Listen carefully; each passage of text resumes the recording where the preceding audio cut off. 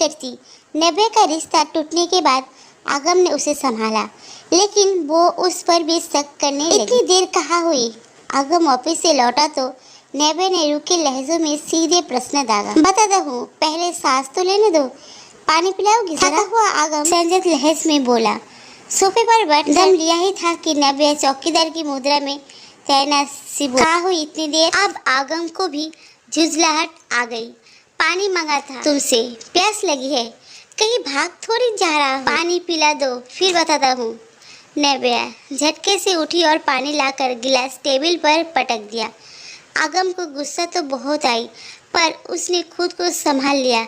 वो कोई झगड़ा गोल लेकर अपने मन की शांति भंग नहीं करना चाहता था, इसलिए उसने फाइल की ढूंढाई का पूरा किस्सा जो का तो सुना दिया।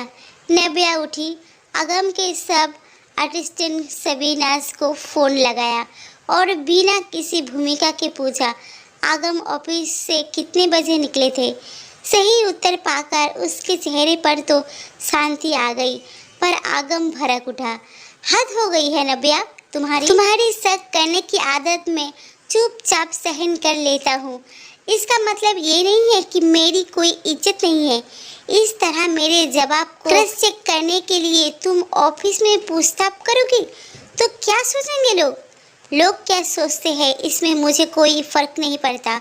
मैं बस इतना जानती हूँ कि अपने प्यार को बांध कर रखना मेरी जिम्मेदारी है और मुझे ये निभानी आ गई है। कहती हुई वो किचन में चली गई। तुम्हें ना पड़ता है पर मुझे तो पड़ता है। मैं तंग आ चुका हूँ ऐसे प्यार से। प्यार नाम का सब बेमानी होता जा रहा है मेरे लिए। आगम के ये भाव सब में ढल ना सके, मन में घुट कर रह गए। डाइनिंग टेबल कई व्यंजनों से सजी थी। नव्या बड़े उत्साह और प्रेम से खाना खिला रही, पर आगम का मूड ऑफ हो चुका था। आखिर वो अपनी कुर्सी से उठकर आई और बड़े प्यार से आगम के गाल पर चुम्बन देते हुए बोली, आई एम सॉरी, माफ़ कर दो मुझे और मूड ठीक कर लो। देखो, मैंने तुम्हारी मनपसंद डिश कई चलन ट्राई करने के बाद काफ़ी रिसर्च करके बड़ी मेहनत से बनाई है। खुश मन से टेस्ट करके तो देखो। आगम ने कौर मुंह में डाला तो पाया टेस्ट वास्तव में गजब का था। उसका मूड कुछ ठीक हो गया। रात में नव्या बेडरूम में आई तो हमेशा की तरह खूबसूरत श्रृंगार करके ग्लैमरस नाइट ड्रेस में थी। ढेर सारा प्यार उड़ने के बाद वो सो गई, पर आज आगम की आंखों में नींद ना थी। नव्या का व्यवहार अब अशनीय होता जा रहा था उसके लिए। उसकी तमाम इच्छाओं के और प्यार जताने के कई सही तरीकों के बावजूद उसके पति को बांध कर रखने के लिए की गई बचकानी हरकतों अब आगम के बर्दाश्त से बाहर होती जा रही थी। वो मन ही मन विरक्त होता जा रहा था। उसने एक नज़र बगल में सोती नव्या के मासूम चेहरे पर डाली। वही लंबी घनी काली रेशमी जुल्फे जिन्हें वो फिल्मी गानों पर कविताओं के सच होने का बताया करता था, वही गोरे रंग पर दो बड़ी काली आंखें और उन पर घनी कजरारी पलकों का पहरा। चेहरों पर वही मासूमियत और वही दिल को मदहोश कर देने वाली सुडल नाजुक देह। पर आज ये रूप आगम को मुक्त नहीं करता था। उस नव्या का ये रूप पराया लगने लगा था। ये उसकी नव्या नहीं थी। वो सहज सरल अपनेपन से भरी संवेदन छुई मुई सी नव्या कहाँ गई वो नव्या जिसका वो दीवाना था? क्या उसे उसकी वो नव्या कभी वापस नहीं मिलेगी? आगम का मन आज इतना अशांत था कि नींद आना तो दूर, वो पलकों भी बंद नहीं कर पा रहा था। वो उठकर ड्राइंग रूम में आकर टहलने लगा। अतीत उसके मन में हिलोरे ले रहा था। कब देखा था उसने पहली बार नव्या को? सगुना चाची की बेटी की शादी में। आसमानी रंग का सलवार कुर्ता, उस पर सितारे जॉर्जेट का दुपट्टा, मैचिंग चूड़ियाँ, कानों में मैचिंग झुमके और पायल की रुनझुन। पहली नज़र में ही दिल में उतर जाने वाला सोलाना रूप। शादी के 4 दिन थे। वो चाची के साथ कुछ सामान लाने घर के बाहर निकला, तभी ऑटो रुका। नव्या और उसकी माँ ऑटो से उतरी तो वो नव्या को एक टक देखता ही रह गया। लगा था जैसे फिल्मों की तरह स्लो मोशन में चलती हुई वो कदम दर कदम उसके दिल के तलाव में उतरती जा रही है। रूप का वो आकर्षण भले ही क्षणिक रहा, लेकिन अगले 5 दिनों में उसके मन से मुलाकात हुई तो मन का बंधन ऐसा बांधा कि नव्या कितनी सुगर है, नव्या कितनी समझदार, नव्या कितनी सहनशील है, नव्या कितनी शांत है।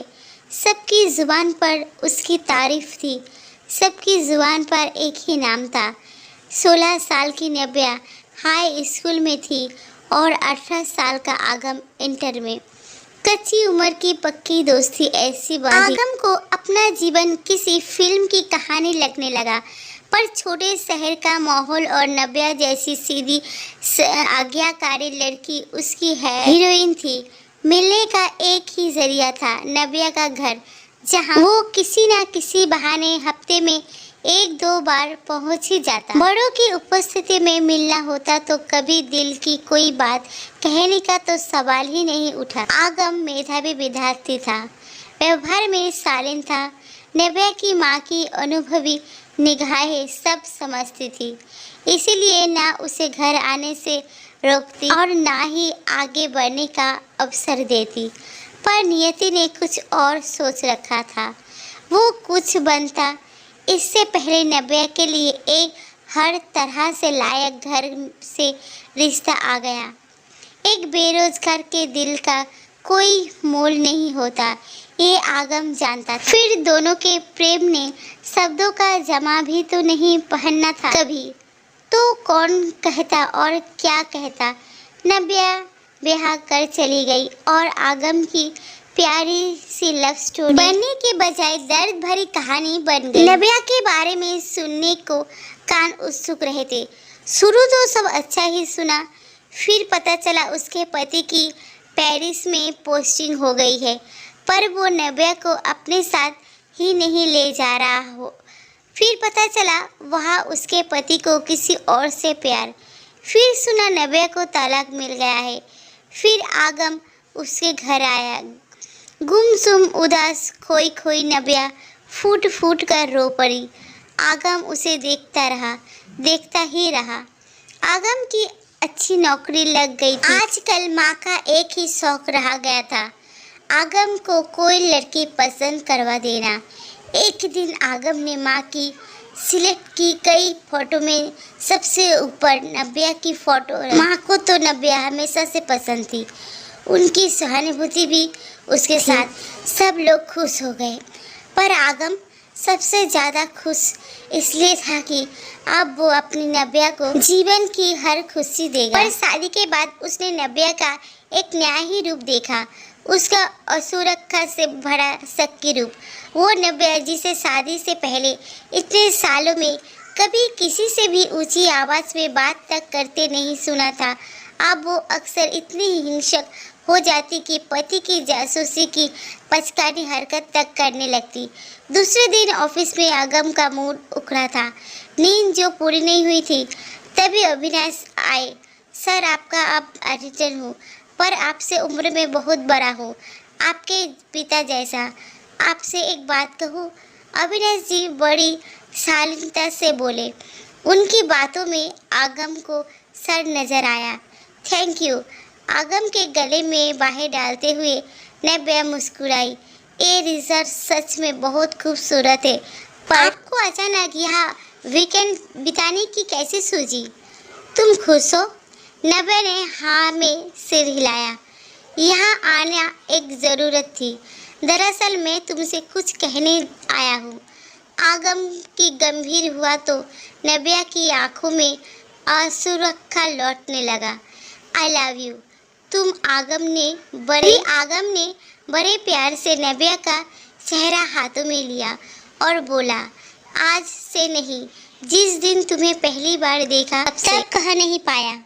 आगम सालों का हाल दिल सुनाता रहा और नव्या मुग्ध सी सुनती रही। लेकिन जब दूसरी बार मुझे मौका मिला तो यकीन मानो मैंने सिर्फ और सिर्फ प्यार के कारण तुमसे शादी के लिए कहा। पर शादी के बाद भी मैंने तुम्हें आई लव यू नहीं बोला, ये मेरी गलती है। अब नबिया फूट फूट कर रोने लगी। सच में यही सुनना चाहती थी कि तुमसे मुझसे शादी सहानुभूति नहीं, प्यार से कारण ही है। उसने अपने जख्म खोलने सुन। मैं वो शादी नहीं करना चाहती थी, पर मेरी मर्जी की कोई कीमत ही नहीं थी। फिर जब उसने मुझे छोड़ा तो सारे ज़माने ने मुझे ही दोष दिया, कहा कि मैं इस काबिल ही नहीं थी कि पति को बांध कर रख पाती। जब तुम्हें मुझसे शादी करने की इच्छा जताई तो सबने यही कहा कि इसके आगे नबिया की हिचकिचाई बंद हो गई। आगम ने उसे बाहों में कस लिया और खूब प्यार करने के बाद बोला, तुमसे प्यार किया है मैंने, धीरे धीरे पनपने वाला सच्चा प्यार। और प्यार तो खुद में ही बंधन है, उसे बांधने की ज़रूरत नहीं है। केवल तुम्हारे रूप से ही नहीं, तुम्हारे मन से भी प्यार हुआ था। शादी के बाद मेरी बुरी नबिया मुझे नहीं मिली, मुझे मेरी पहली वाली नबिया वापस दे दो। बहुत तड़पता हूँ उसके लिए, यकीन मानो। मैं जिंदगी भर इसके बाद आगम की हिचकिचाई बंद हो गई। आज हमारे मन मिले हैं और भ्रम मिटे हैं। पहली बार प्यार का इजहार मिला है मुझे। मैं अपनी गलती समझ गई हूँ, अब कभी तुम पर शक नहीं करूँगी। तो दोस्तों, मेरी ये कहानी अगर आप सबको पसंद आई हो तो please like, comment and share करना ना भूलिए। देखने के लिए दिल से धन्यवाद।